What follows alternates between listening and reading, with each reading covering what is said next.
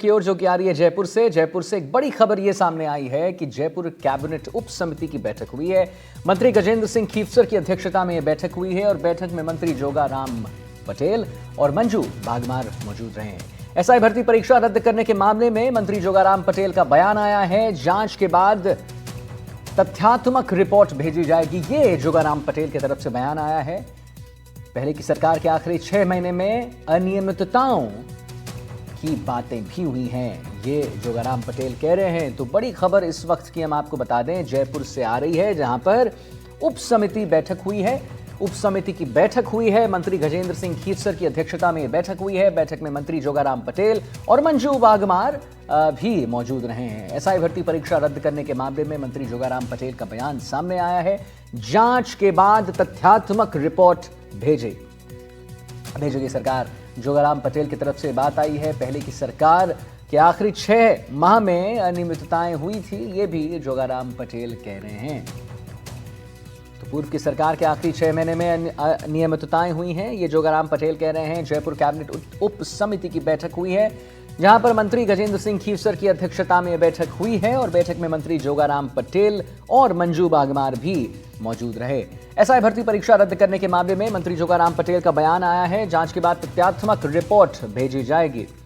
सुशांत पारेख हमारे साथ, हमारे इनपुट एडिटर, और जानकारी के साथ लाइव जुड़ गए हैं। तो सुशांत, कहीं ना कहीं एक बात सामने ये आ रही है कि जोगाराम पटेल जी ये भी कह रहे हैं कि पहले की सरकार के आखिरी 6 माह में ये अनियमितताएं हुई थी। तो कहीं ना कहीं एक डांट करने की बात चल रही है कांग्रेस पे।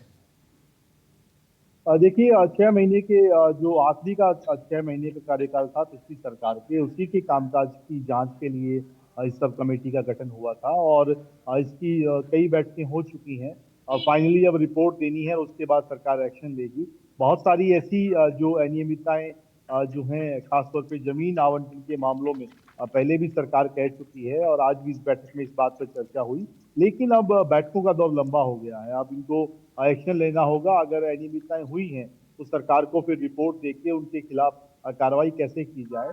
और ऐसा ही भर्ती परीक्षा को लेकर भी जो बयान आया है वो महत्वपूर्ण है, क्योंकि अब सारा जो है दारोमदार रिपोर्ट के बाद सीएम के ऊपर है। मुख्यमंत्री विदेश दौरे पर है, 3 दिन अभी वो लंदन के दौरे पर रहेंगे। उसके बाद जब वो आएंगे तो सरकार की रिपोर्ट पर फिर विदेश विभाग की राय लेकर, गृह विभाग की राय लेकर सरकार कोई फैसला करेगी। और सीएम का फैसला जो है वही अब तय करेगा कि सब इंस्पेक्टर की परीक्षा यथावत रहेगी या फिर इसे निरस्त किया जाएगा। तो ओवरऑल एक रिव्यू बैठक, और रिव्यू के बाद जो फैसले होने हैं उनमें अंतिम मोहर जो जी, है वो सरकार की सहमति से, सीएम की सहमति से और कैबिनेट बैठक में लगनी है। चलिए ठीक है। बहुत बहुत धन्यवाद सुशांत, महत्वपूर्ण जानकारी देने के लिए।